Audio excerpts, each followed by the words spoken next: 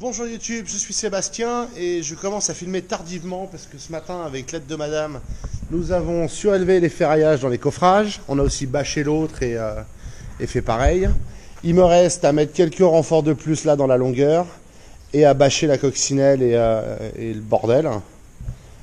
Comme ça, le camion pourra déverser son béton tranquillement. Il faut que je mette quelque chose pour qu'elle ait la mousse, qu'elle reste debout le temps que le béton coule. Ça, c'est pas très compliqué, je vais prendre des briques.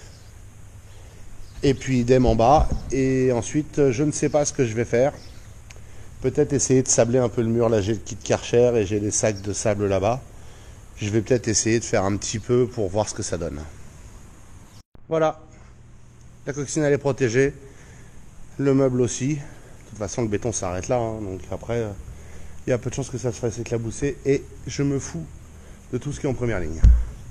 J'ai mis des briques pour tenir la bâche relevée aux extrémités. Quand le béton sera dedans, ce sera plus un problème. Ça retient aussi la mousse, qui est le principal problème. La bâche tient plutôt bien, c'est la mousse le problème. J'ai juste laissé des pierres là que j'ai posées sur les pierres qui dépassent déjà du mur. De façon 1 à les repérer et 2 à ce que le béton aille autant que possible. J'enlèverai ces pierres à la fin quand j'en serai à débuller le béton. Maintenant, je vais aller renforcer le coffrage d'à côté. Oui, des oiseaux se sont fait un nid là-bas dans le mur, ça m'exaspère. Et voilà le deuxième coffrage prêt à être coulé. Les briques évidemment s'en vont quand le béton tient la bâche. Vous pouvez voir comment je l'ai retenu là au long de la tranchée. Et sur le mur, la bâche qui nous servira à le protéger dès qu'il va commencer à pleuvoir ou cette nuit.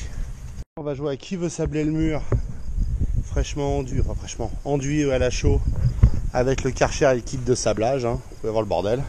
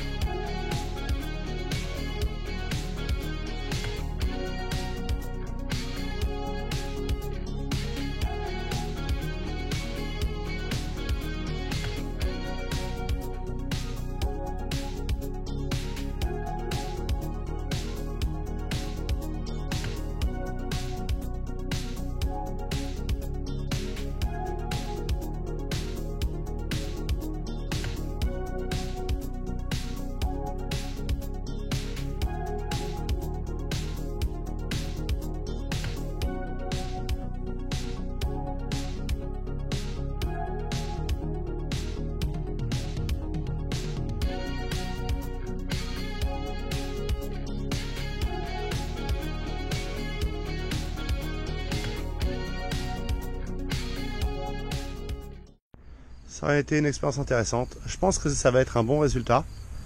C'est pénible. J'ai mangé 25 kg de sable pour arriver jusque là à peu près. Il me reste à faire en bas mais bon. J'ai renversé le seau en partie. Je soupçonne qu'une fois sec on pourra le balayer en récupérer une partie en le tamisant. Mais là c'est mort. Donc c'est pas un recyclage rapide. Ensuite on fera plus de distance par sac puisqu'on aura le... D'abord on a plus de pierres j'ai l'impression quand même après. Plus ça va. Plus de grosses pierres, donc il y a moins de temps sur le mortier. Mais voilà. On va laisser sécher, on verra le résultat. Voilà, après un peu de séchage, c'est pas entièrement sec. Vous pouvez voir les endroits où j'ai manqué de sable, d'approvisionnement vers la fin. C'est quand le seau devient quasiment vide, ça devient compliqué de choper du sable. Mais là, vous pouvez voir que c'était blanc, brillant avant et que maintenant, ça n'est plus du tout. On a retrouvé la finition mat qui était l'objectif. Là, c'est pareil, il n'y a plus qu'à finir. Le principal défaut du système, c'est qu'on sable aussi les pierres, donc on les matifie un peu. Mais ça, elles s'en remettront et c'est pas vraiment gênant. Et puis la façade, c'est à peu près pareil de toute façon. Donc je vais pas m'embêter, on va continuer ça. Il doit pleuvoir demain et on coule le béton, donc c'est pas demain. Mais il faudra aller racheter du sable. Je sais pas combien de sacs, mais un certain nombre. Et objectif, faire le mur comme ça, continuer. Repasser là où ça s'est pas bien passé. dernière mission de la journée. Je veux vérifier que ce pulvérisateur fonctionne. J'avais complètement oublié. Ça, c'est les restes de mon produit de cure de la dernière fois. Qui est périmé depuis... Non, qui n'est pas périmé. Donc, a priori, ça peut me servir si j'en ai pas assez. Et il en reste dedans. Bon, c'est blanc, donc c'est pas forcément très visible, mais il en reste ouais, un tiers. Donc ça, c'est plan B si j'en ai pas assez. Et maintenant, je vais aller tester le pulvérisateur. Bon, il fonctionne.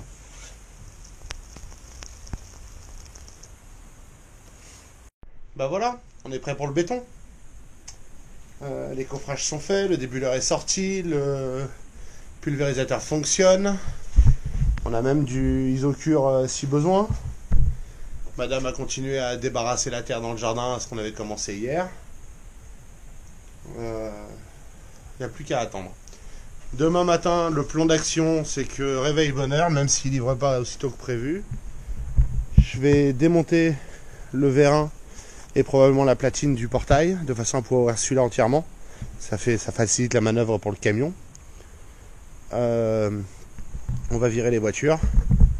On commence par le coffrage du jardin et on enchaîne avec le coffrage ici de la grange. La logique, c'est de dire que le petit, il est facile à faire, il est dehors. Je peux le faire, le débuler et le bâcher à nouveau. Et ensuite, j'ai le temps de finir le grand de la grange, de le débuler correctement et pendant ce temps-là, le camion, il peut toujours nettoyer son truc et repartir, c'est pas grave. Voilà la stratégie pour demain. Ça va être tout un programme. Je vais me faire cette jauge très moche. Hein, c'est une chute de bois que j'avais. Là, il y a 10 cm. Là, il y a 13 cm. Donc, je devrais être toujours quelque part là dans le béton. L'idée, c'est de pouvoir vérifier que j'en ai assez et l'étaler pour vraiment me retrouver avec des gros paquets à débuler et un gros déséquilibre. Je ne sais pas si j'en aurai besoin. Mais étant donné la profondeur de la dalle béton dans la grange, ça peut servir. Quand je dis profondeur, c'est la dimension entre le bord du coffrage et le mur. Et sur ce, je vais vous quitter parce que je vais me coucher pas tard, donc faire la vidéo pas tard puisque demain j'attaque tôt. Même si le béton risque de pas arriver tôt, on ne sait jamais. Si ce n'est qu'un fusible qui a sauté sur le tapis, ils vont réparer en 10 minutes et je vais me retrouver dans le rush si je suis pas prêt. Donc... soirée courte, donc j'arrête la vidéo un peu tôt, mais parce que demain on coule le béton et je vais essayer de le filmer autant que je peux. C'est pas forcément facile de filmer et couler le béton, mais on va se débrouiller. Donc d'ici là, je vous souhaite une excellente soirée.